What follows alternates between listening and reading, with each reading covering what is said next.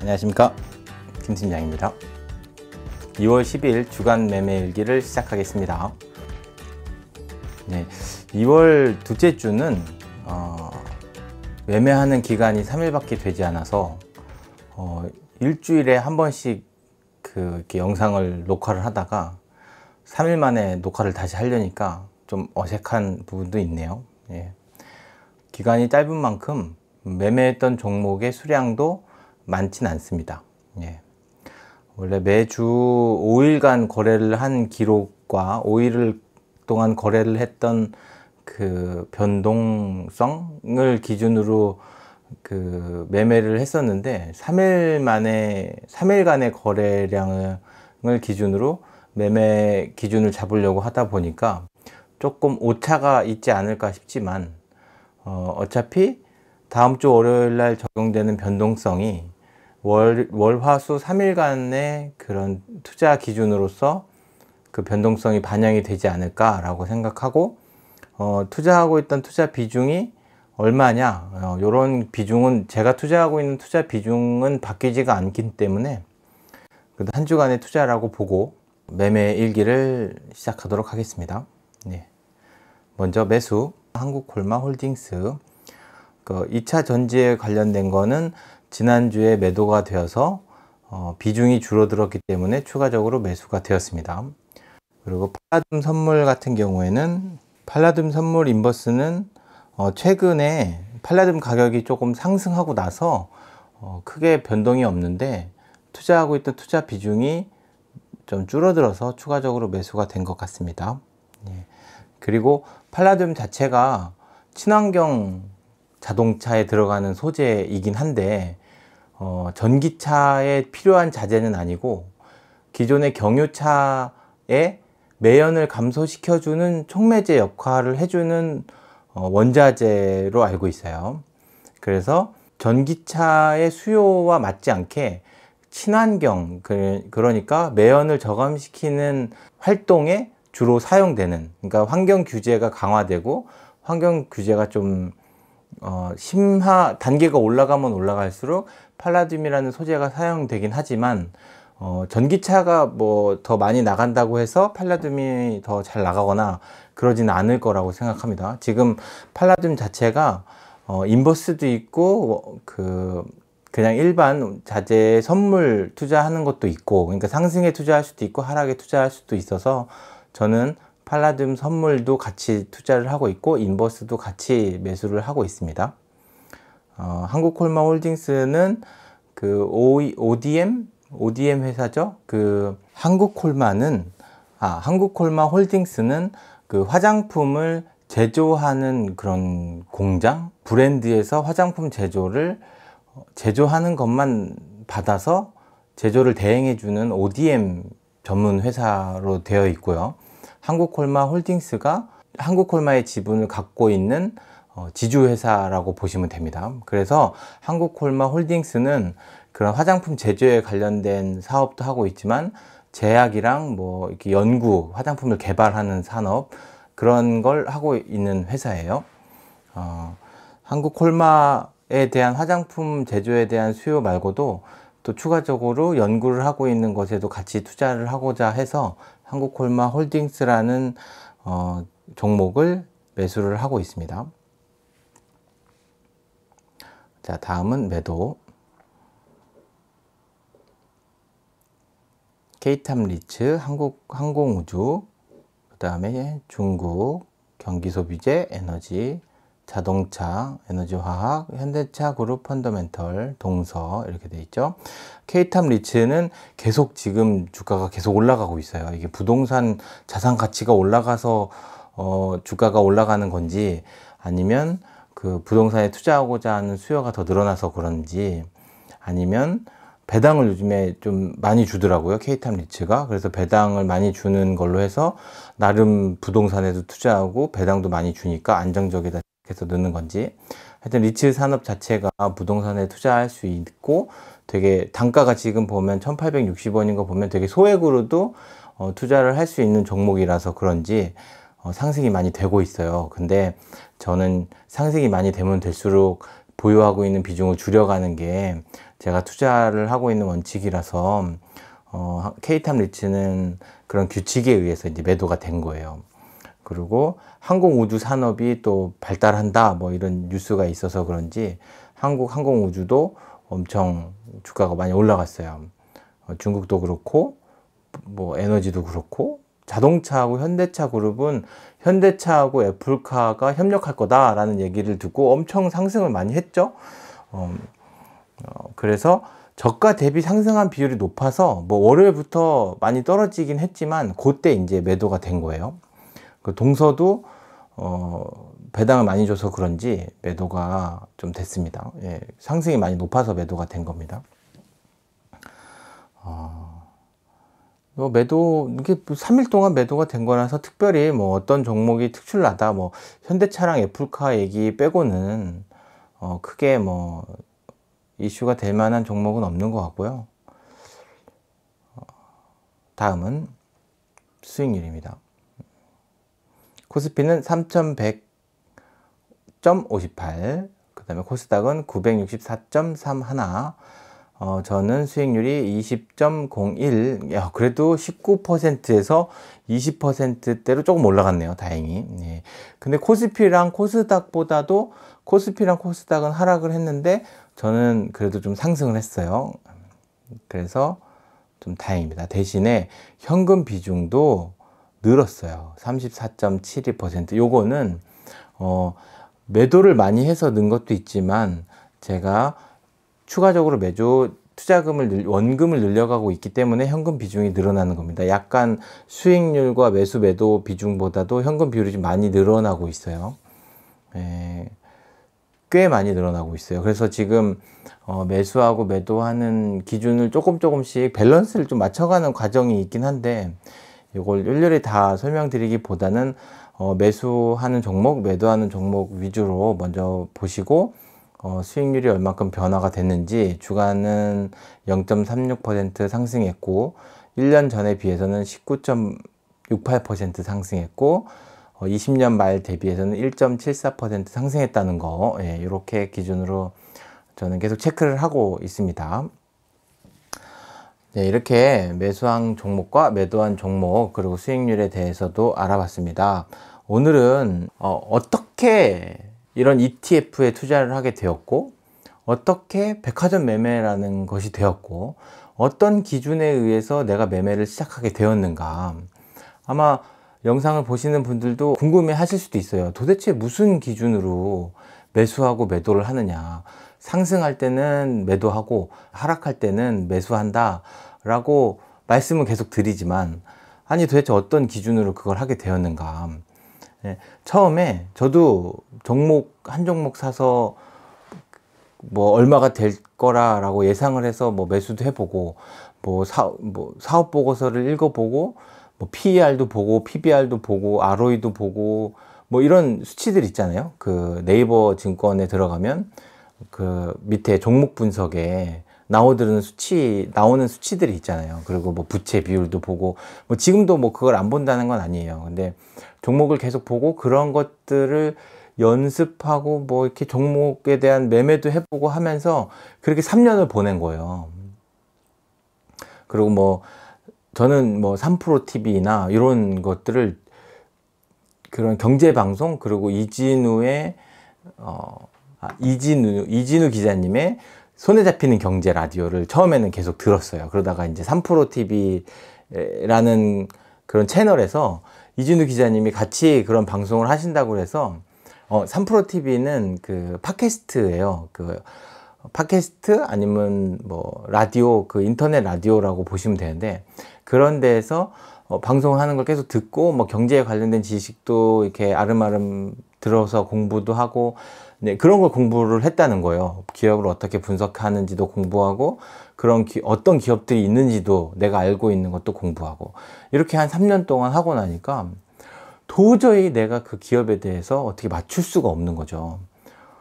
그러니까 내가 1,000원에 주고 샀는데 내가 얘를 1,500원 되면 팔아야지 뭐 이렇게 어떤 기준이든 간에 뭐 PER을 봤던 PBR을 봤던 뭐 뉴스를 들었던 내가 나름대로 그 네이버 분석이나 사업 보고서를 읽어보고 이 기업이 어떤 걸 하겠다라고 생각해서 매수를 하면 떨어지거나 뭐 1,500원을 뭐 예상을 했다면 1,450원까지 갔다가 떨어지거나, 그러니까 내가 그걸 정확하게 그런 타점을 맞추기가 어려운 거예요. 뭐 한 1% 수익 나서 팔고, 뭐 아니면 뭐 2% 또 하락하면 내가 이제 손절할 거다 팔고, 뭐 이런 식으로 정해놨는데도 계속 내가 핸드폰을 보고 그런 투자 기업에 대해서 종목을 계속 확인하지 않는 이상 안 되는 거예요. 그래서 와, 이거는 내가 이렇게 기업을 일일이 분석하고 판단하기에는 일단 내 기본적으로 회사 생활도 잘 안 되고, 내가 정신력이 그쪽에 치중이 되어 있으면 일상생활이 잘 안 되잖아요. 그래갖고 아, 이렇게는 투자해서는 안 되겠다. 시간이 지나고 보니까 내가 어떤 기준을 만들어 놓고 팔았던 안 팔았던 그 기업이 계속 등락은 하는 거예요. 예. 망하지 않는 이상, 없어지지 않는 이상 기업이 막 등락은 계속해. 이게 사라지진 않아.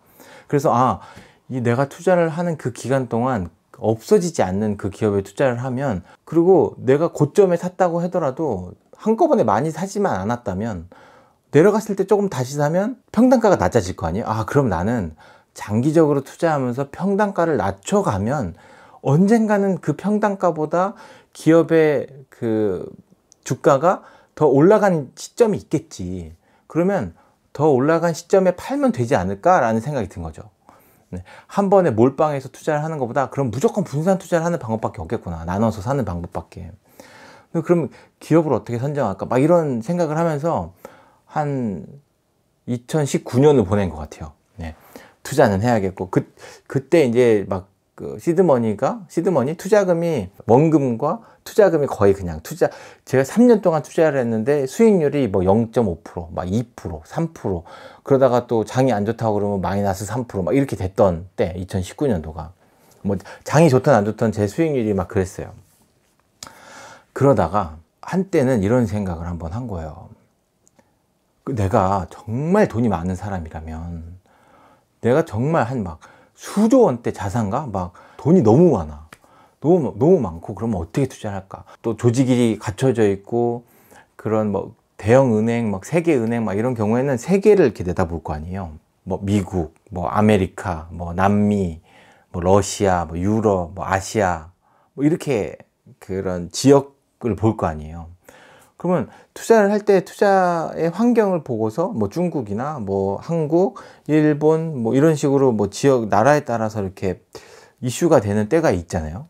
그래서 생각한 게, 아, 나라는 망하지 않으니까 그럼 그 나라에 투자를 하는 게 어떨까? 뭐 지수에 투자를 하는 게 어떨까? 그러면 일단 내가 어떤 나라가 올라갈지는 모르니까 다 사는 거죠. 다 사는 거예요. 다 갖고 있는 거야. 근데 우리나라가 그나마 좋은 게 다 살 수 있는 ETF라는 게 있어요. 지수를 추종해서 투자를 할 수 있는 ETF라는 것을 알게 된 거죠. 적은 금액으로, 그러니까 단가가 5만 원 넘는 것도 있긴 하지만 대부분 다 5만 원 아래께예요. 단가가 5만 원 이하에 있는 걸로, 그러면 내가 갖고 있는 자금을 싹 정리를 해서 전 세계에 투자를 해보자. 그러다 보면 어쩔 때는 미국이 올라가고, 미국이 좀 떨어지면 또 유럽이 올라가고, 유럽이 좀 떨어지면 아시아가 올라가고, 막 그러지 않을까라는 생각이 든 거예요.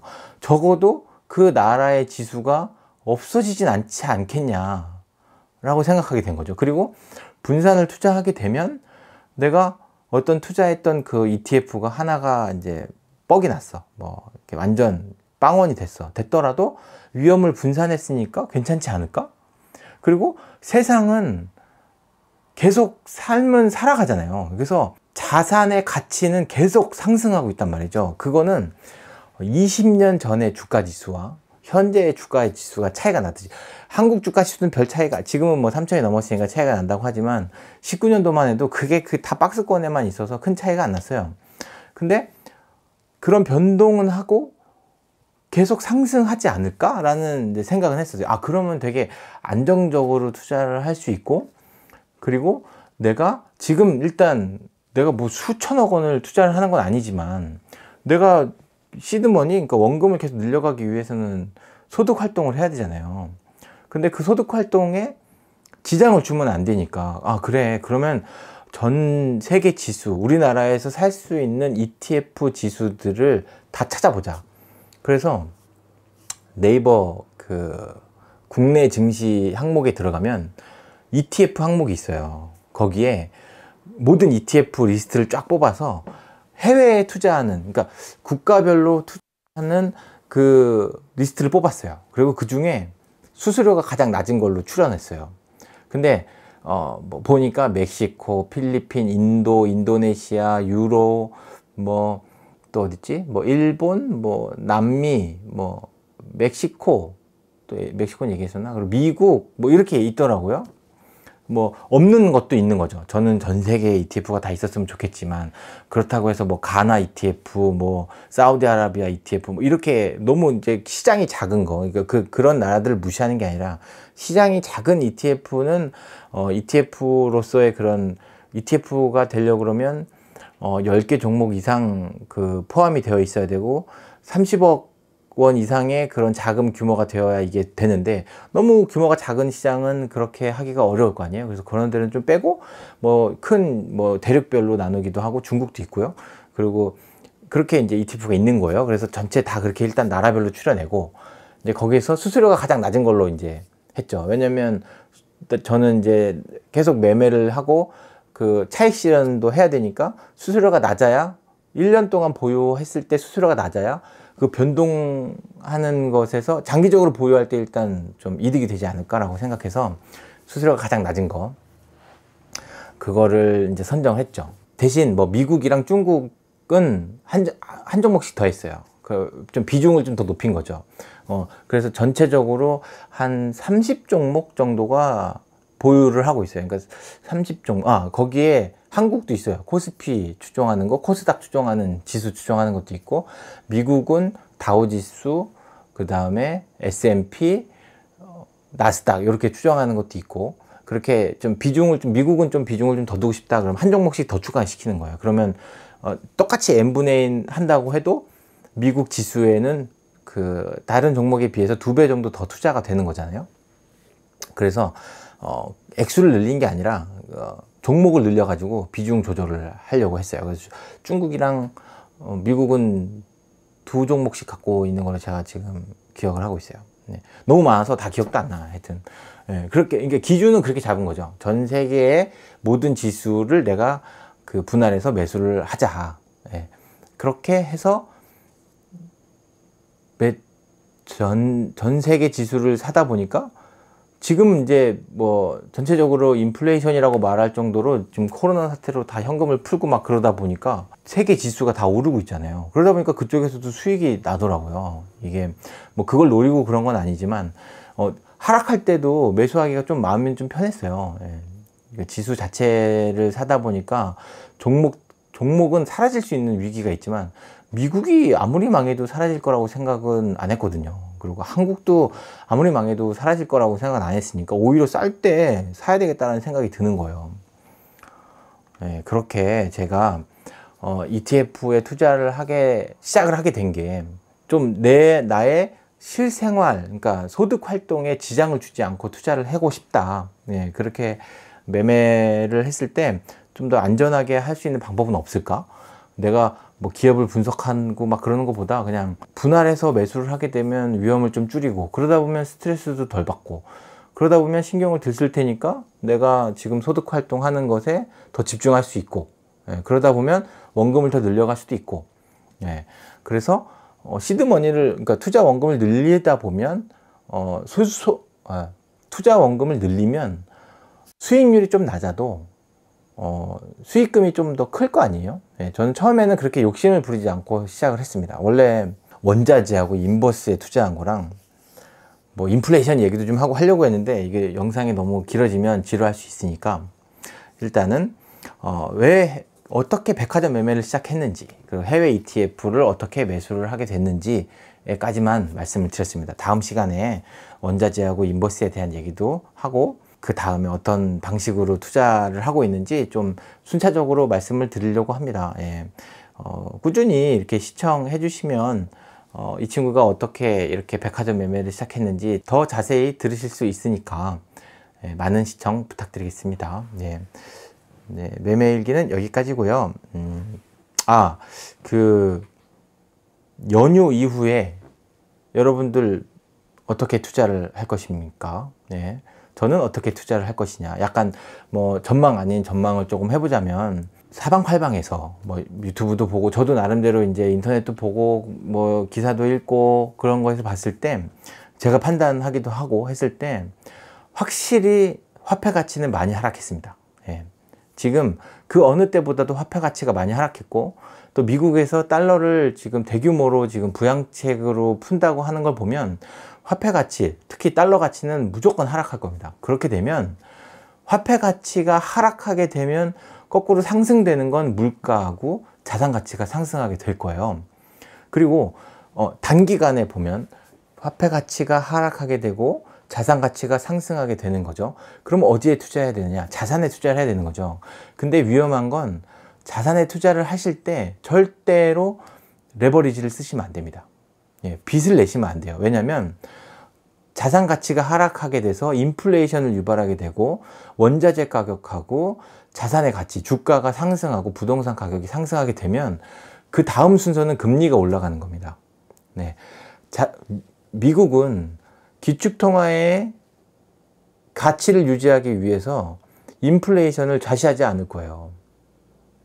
제가 작년 연말에도 말씀드렸던 건데 그때가 점점 다가오고 있는 겁니다. 예. 점점 시간이 지날수록 이런 게 더 눈에 보이고 이제 5월 달에 공매도가 재개가 된다고 했을 때 국내 증시는 좀 많이 희망이 없다고 봅니다. 저는. 예, 국내 증시에서 상승하고 있고 지수를 견인하고 있는 게 시가총액이 되게 높은 기업들인데 5월 달부터 시가총액이 높은 기업들에 한해서 공매도를 허용한다고 했단 말이죠. 그렇게 되면 지수 자체가 곤두박질 칠 수도 있고 대다수의 국민들이 투자하고 있는 투자 종목에서 손해를 볼 수 있는 환경이 올 수 있어요. 네. 그리고 달러 가치가 하락하게 되고 미국이 금리를 인상하게 된다면 한국도 당연히 따라서 금리를 인상하게 되고 그렇게 되면 빚을 내서 투자를 했던 투자 자금들이 더 위험해질 거예요. 네. 지금 당장은 인플레이션이 되는 상황과 화폐 가치가 하락하게 되는 이 상황을 즐기듯이 투자를 계속 하셔야 되긴 하겠지만 장기적으로 봤을 때 장기적이라고 하기도 그렇죠. 전반기에만 봤을 때 고인플레이션에 대한 자산 가치 상승. 그럼 장기적으로 투자하기 위해서 저는 이제 원자재 위주로 투자를 해야 된다고 보는데 이것도 원자재도 지금 얘기하기에는 많이 올라가 있는 상황이거든요. 그래서 저는 이제 제가 그 종목을 정했을 때 그 종목에 대한 비중을 임의로 늘리진 않아요. 제가 매수하고 매도했던 규칙에 따라서 그냥 매수 종목, 매도 종목이 정해져 있어요.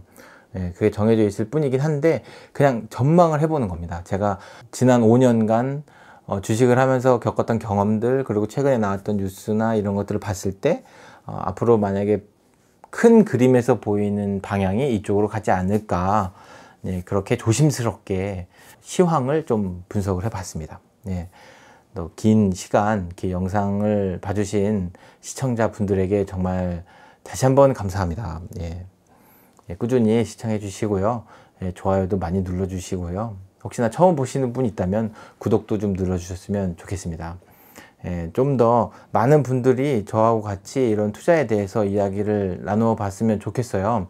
저도 뭐 전문적인 투자자는 아니지만 제 나름대로의 그런 이야기들을 풀어나가고 또 여러분의 이야기도 또 듣고 싶거든요. 예, 정말 제가 잘 하고 있는 건지 아니면 또 잘못하거나 실수한 게 있으면 저도 좀 보완해 나가고 싶으니까 예, 같이 발전한다는 마음으로 많은 시청 부탁드립니다.